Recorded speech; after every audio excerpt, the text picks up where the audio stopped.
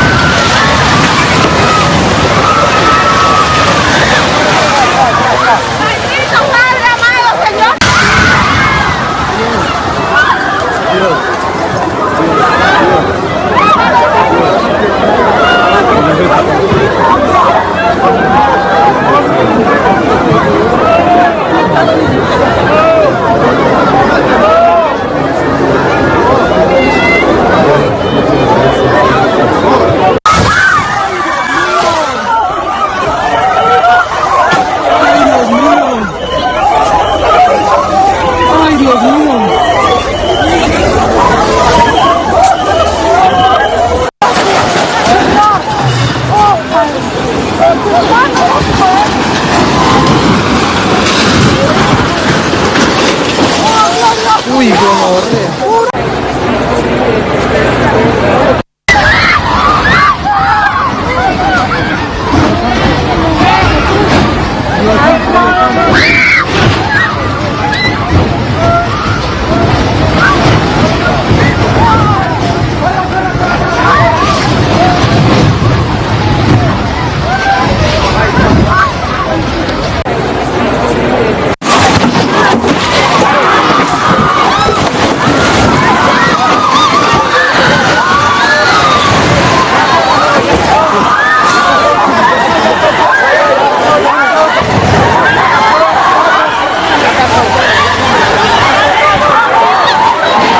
Está temblando fuerte.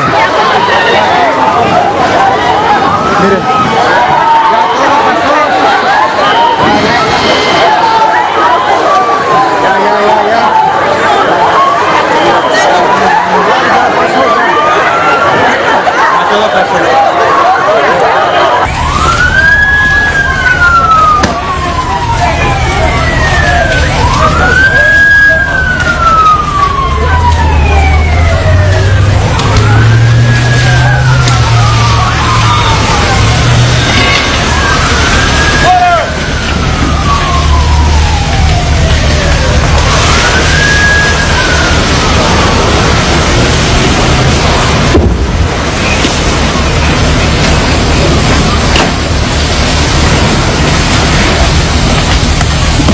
Puta, cayó una torre, marica.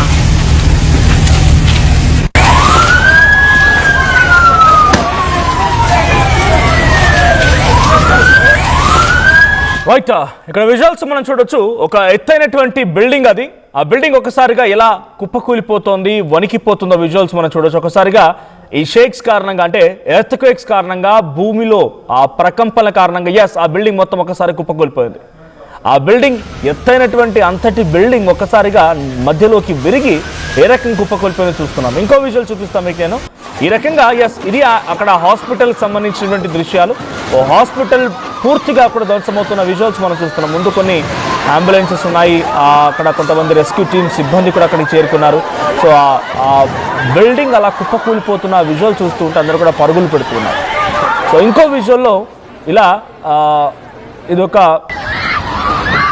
మతపరమైనటువంటి ఒక church మాదిరిగా ఉంది, రైట్. ఆ చర్చ్ కూలిపోతున్న విజువల్స్ కూడా మనం చూడొచ్చు.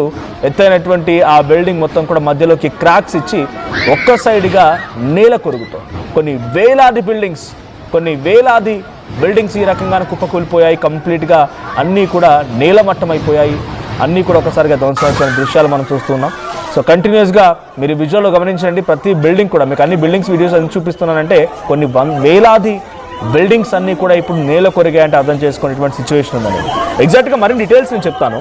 సో ఇది జరిగింది కొలంబియా లోకల్ టైం ప్రకారంగా 7:30 సమయానికి శాన్ జోస్ డెల్ పల్మార్ అనేటువంటి ప్రాంతానికి సమీపంగా సుమారుగా ఇది ఎక్కడ శాన్ జోస్ డెల్ పల్మార్ అనేటువంటి ప్రాంతానికి 5 కిలోమీటర్స్ దూరంలో 107 కిలోమీటర్ల లోతులో ఈ భూకంప కేంద్రాన్ని గుర్తించింది అక్కడ అధికారులు. ఈ రీజన్ జోగ్రఫికల్గా కూడా చాలా ఇంపార్టెంట్. ఎందుకంటే ఇది చాలా ఎక్కువగా అర్బన్ రీజన్ మాత్రమే కాకుండా ఇక్కడ ఎక్కువగా మౌంటైన్స్ కానీ చాలా రూరల్ సెటిల్మెంట్స్ కూడా ఉన్నాయంట. అంటే ఇది నగరం ప్రాంతం కూడా అట్ ది సేమ్ టైం సమీపంగా కొన్ని టూరిస్ట్ స్పాట్స్ కూడా ఉన్నాయి. సో ఎర్త్క్వేక్ మ్యాగ్నిట్యూడ్ వచ్చేసి 7.4. ఇది భయంకరమైనటువంటి సెస్మిక్ ఈవెంట్గా చూస్తోంది అక్కడ గవర్నమెంట్.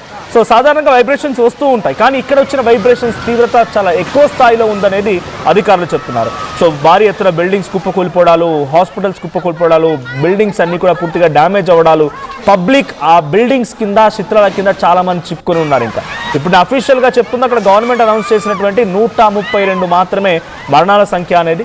మరణాల సంఖ్య మరింతగా పెరిగే అవకాశం కూడా ఉంది. సో ఇప్పటివరకు 500 మందికి పైగా ఇంజ్యూర్డ్ని ఆల్రెడీ గాయపడ్డ వారిని ఆసుపత్రిలో చికిత్స నిమిత్తం తరలించినట్టు తెలుస్తోంది. సో అఫీషియల్గా 132 మంది మరణించినట్టుగా అక్కడి కమ్యూనికేషన్ డిపార్ట్మెంట్ అనౌన్స్ చేసింది. సో ప్రత్యేకంగా ఇంకా రూరల్ ఏరియాస్లో కమ్యూనికేషన్ సమస్యలు ఉండడంతో కంప్లీట్ పిక్చర్ అక్కడ ఎటువంటిది ఉంది అనేది ఇంకా తెలియడం లేదు. అక్కడికి కంప్లీట్ ఇన్ఫర్మేషన్ రావడానికి మరికొంత సమయం పెట్టే అవకాశం కూడా ఉంది. ఇక ఒక ఎర్త్క్వేక్ ఇంపాక్ట్ ఒక సిటీకి మాత్రమే ఇది పరిమితం కాలేదు, ఇది చాలా సుదూర ప్రాంతాలకి విస్తరించింది.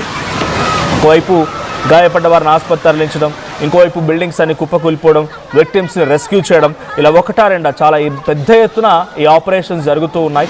Doctors, nurses, fire fighters, police, rescue workers అందరూ కూడా ఎమర్జెన్సీ మూడ్లోకి వెళ్ళిపోయారు. వారంతా కూడా ఆ సిచ్యువేషన్ని ఫేస్ చేస్తున్నారు. ఇక గ్రౌండ్ షేక్ అయిపోయింది. ఒకసారి కుదుపుకు లోపైనటువంటి ఆ సిచ్యువేషన్ తర్వాత ఇక అక్కడితో అయిపోయిందంటే కుదరదు. ఇంకా చాలా బిగ్గెస్ట్ హ్యాపెనింగ్ జరుగుతోంది. ఎందుకంటే బిల్డింగ్స్ అన్ని కుప్పకూలిపోయినటువంటి ఆ సంఘటనలో ఆ బిల్డింగ్స్ కింద చిక్కుకుపోయినటువంటి ఆ జనం యొక్క పరిస్థితి చూస్తే డెఫినెట్గా షాక్ అవ్వాల్సిందే. సో కొలంబియాలో ఇప్పుడు దారుణమైనటువంటి పరిస్థితి నెలకొంది. లోకల్ రెసిడెంట్స్ కూడా, అంటే అక్కడ చుట్టుపక్కల పరిసర ప్రాంతాలటువంటి జనం కూడా రెస్క్యూ ఆపరేషన్లో పార్టిసిపేట్ చేస్తున్నారు. 1 గంట 5 అరగంట క్రితం వరకు తమ ఎదుటగా మంచి లైవ్లీగా ఉన్నటువంటి ఆ జనం సడన్గా చిత్రాల కింద చిక్కుకుపోవడం, తమ తోటి ఉద్యోగస్తులు, తమ తోటి కుటుంబీకులు వారంతా కూడా అలా చిక్కుకుపోయి వారంతా కూడా శిథిలావస్థలో శిథిలాల కింద పడిపోయి ఒక ప్రాణాలు వదిలినటువంటి సిచ్యువేషన్, గాయాల పాలైనటువంటి సిచ్యువేషన్ చూస్తూ ఉంటే చాలా పెద్ద ఎత్తున సిచ్యువేషన్ కొంత ఎక్స్ట్రీమ్గా కనబడుతోంది. సో ప్రతి ఎర్త్క్వేక్ సంఘటనలో ఒక టర్మినాలజీ మనం వాడాల్సింది ఏంటంటే గోల్డెన్ అవర్.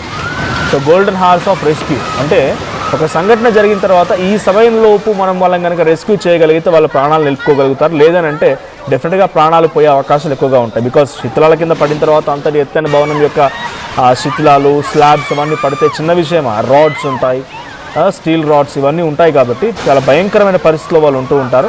ఆ గోల్డెన్ హవర్స్ కాపాడుకోలేకపోయామే మా పబ్లిక్ని, మా జనాన్ని అనే రకంగా పబ్లిక్ కూడా కొంత ఇబ్బంది పడుతుంది. సో ఇక్కడ 107 కిలోమీటర్ దగ్గర ఇది నమోదైనప్పటికీ కొంచెం అంటే సాధారణంగా 10 కిలోమీటర్లు 5 కిలోమీటర్ దగ్గర నమోదవుతూ ఉంటాయి. జపాన్లో ఇటువంటి పరిస్థితి ఉంటుంది. కానీ ఇక్కడ 107 కిలోమీటర్ దగ్గర నమోదైన 7.4 తీవ్రతతో ఇక్కడ ఆ స్థాయిలో రెక్టార్ స్కేల్ పై నమోదైనా కూడా ఇంతటి షేక్స్ రావడానికి ప్రధానమైన కారణం అది కొండల్లాంటి ప్రాంతం. కొండలు, హిల్ ఏరియాస్ ఎక్కువగా ఉంటాయి, మౌంటైన్ రీజియన్స్ ఎక్కువగా ఉంటాయి. ఈ ప్రాంతాల్లో చిన్న టెక్టానిక్ ప్లేట్స్ అటు ఇటుగా కుదుపుకు లోనైనా, అంటే భూమి పొరల్లో మధ్య మార్పులు జరిగినా కూడా చాలా తీవ్రమైన ప్రభావం ఉంటుందనేది సెస్మాలజీ అధికారులు చెప్తున్నమాట. ఇక కొలంబియా క్యాపిటల్ బొగోటా క్యాపిటల్ కూడా ఇప్పుడు ఎర్త్క్వేక్ని ఎదుర్కొంది. ఈ బొగోటా క్యాపిటల్ కూడా కొంత తీవ్రమైనటువంటి పరిస్థితి నెలకొంది. సో బిల్డింగ్స్ నుంచి అందరూ కూడా బయటికి వచ్చారు, పరుగులు తీశారు. ఇంకా చాలా నగరాలు, కొలంబియా క్యాపిటల్ బొగోటా నుంచి కూడా ఈ సిచ్యువేషన్ మనం విజువల్ చూడొచ్చు. రకరకాలుగా పబ్లిక్ అంతా బయటకు వచ్చి తమ సేఫ్ జోన్స్ని ఎత్తుక్కుంటూ పరుగులు పెడుతున్న సిచ్యువేషన్ కనబడుతోంది. ఇక ఎక్వడార్ అండ్ పనామాలో కూడా ఈ షేక్స్ అంటే భూమి కుదుపుకు లోనైనట్టు తెలుస్తోంది. సో ఇంకా కొన్ని కీలకమైన ప్రాంతాలు, మొత్తంగా 6 సిటీస్లో ఎయిర్పోర్ట్స్ కూడా పూర్తిగా కొంత దెబ్బతినిపోయాయి, టెంపరీగా క్లోజ్ చేశారు. సో రన్వేస్ అన్నీ కూడా క్రాక్ ఉన్నాయి. తర్వాత టెర్మినల్ బిల్డింగ్ మొత్తం కూడా కొంత కుదుపుకు లోనైంది, దాంట్లో కూడా క్రాకులు వచ్చినట్టు తెలుస్తోంది. సో ప్రస్తుతం ఇంటర్నెట్ కమ్యూనికేషన్ సేవలు నిలిచిపోయాయి. బిల్డింగ్స్ అన్ని కుప్పకూలిపోవడంతో శిథిలాల కింద చాలామంది చిక్కుకుపోయారు. ఎటు చూసినా కూడా ఒక ఆందోళనకరమైనటువంటి వాతావరణమే కొలంబియాలో కనబడుతోంది.